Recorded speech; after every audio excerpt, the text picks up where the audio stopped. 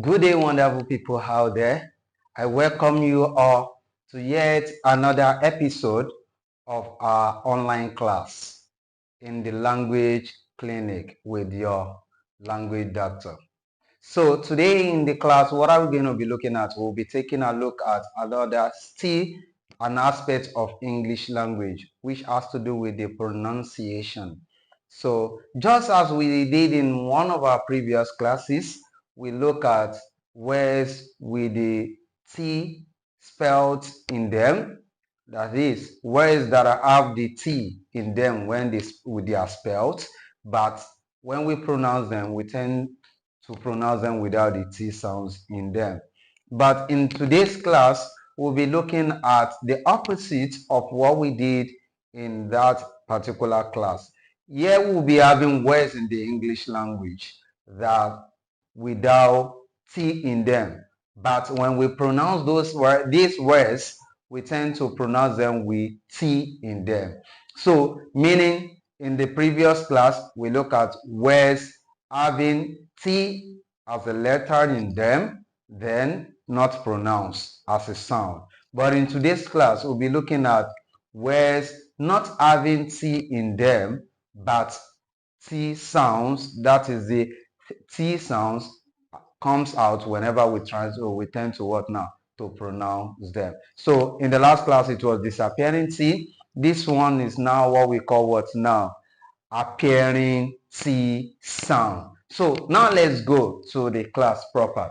So sometimes when words are formed in the English language, just as I told you that some words in the English language end with some consonants. So whenever they come, they now take this inflectional end, which is ed. Some verbs in the English language ending with ed, whenever they end with ed or the sound to be pronounced will be a T, but there is a particular rule for that. What is the rule for that? That there are some consonant sounds. Anytime they appear before ed in the past form of that particular verb, you are actually going to pronounce them as not id. So a good example is what now? Each time you have consonant sound coming last in a particular word and you have the ed, it is expected not to be pronounced past, just as we have in PASSED. It is not past, it is past. That is why PAST and PASSED are pronounced and transcribed the same way. So it is not past, it is what now? Past. So sometimes when we have words ending having ed coming up to s or ss, we tend to pronounce it as what now? As not id. So we have a good example. I said past, so we can have crossed. So we can also have words like that. We have past, cross, and some other words like that. Sometimes we can also have some words whenever the last consonant in a word is sound, that is ending with F or any letter or letters that gives us the what now? That give us the sound. So we have the ED, it must be pronounced as. A good example, we have laugh, not laughed. What we have is what? Laughed, not laughed. It is what? Laughed. So the same way whenever we have this particular sound, sh, sh, the she sound, not chi. We have chi. That is the one that has the T with a snaky S. But what I'm talking about is sh, just as we have it in bush. So we have it in crash. Whenever we have this SH or any word containing sound sh coming last and we have the ed after it, it must be pronounced as s. So a good example, so you don't say what now? Crushed. What we have is what? Crushed. You don't say something like brushed. We have what now? Brushed. So we have other words like that. Then another word, sometimes when we have word ending with the cool sound and it takes the ed, it must be sound, as in talked and some other words like that. So then we also have consonant P. So whenever we have consonant P coming before ED in a word, we must pronounce it as T. That is why it is not slapped. It is slapped. It is not stopped. It is stopped.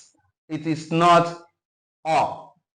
It is opt, and some other words like that. So whenever you see all these consonants, so I've mentioned the consonant. We have consonant having ed in the past form.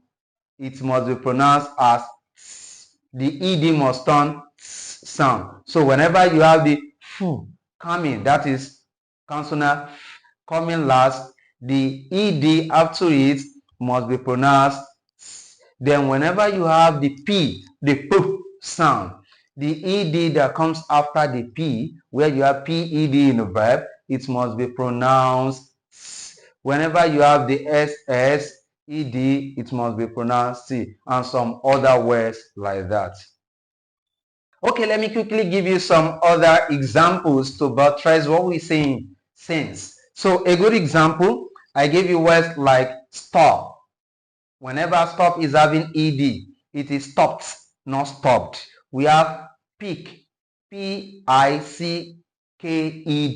It is picked, not picked. We have pack.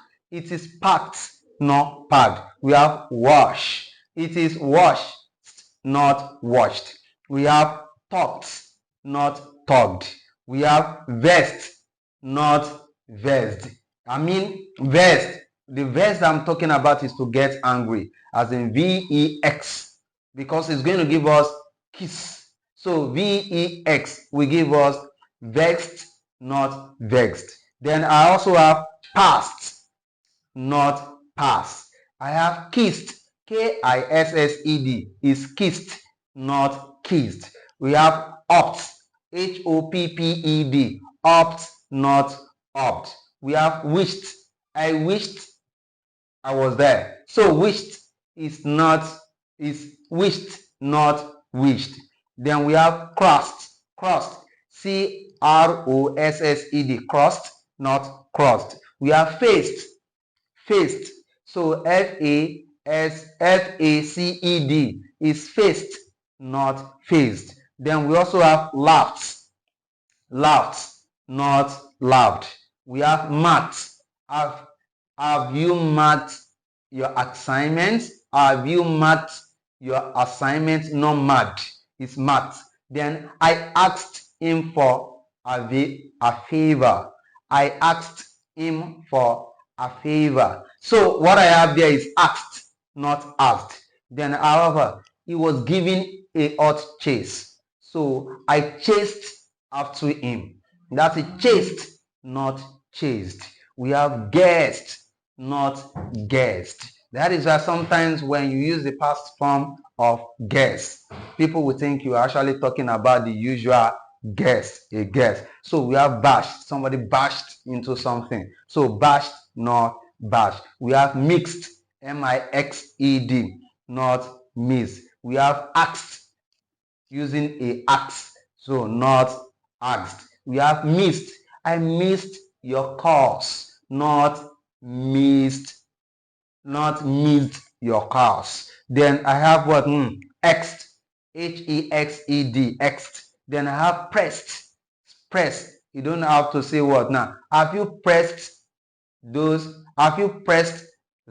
clothes? Not have you pressed. So it's pressed. Then we have cursed, to curse somebody, cursed, C-U-R-S-E-D, is cursed, not cursed. So and other words like that. Just as I told you, we usually realize this T sound in words, verbs, especially having the ED inflectional ND. So whenever they come after consonant sounds like the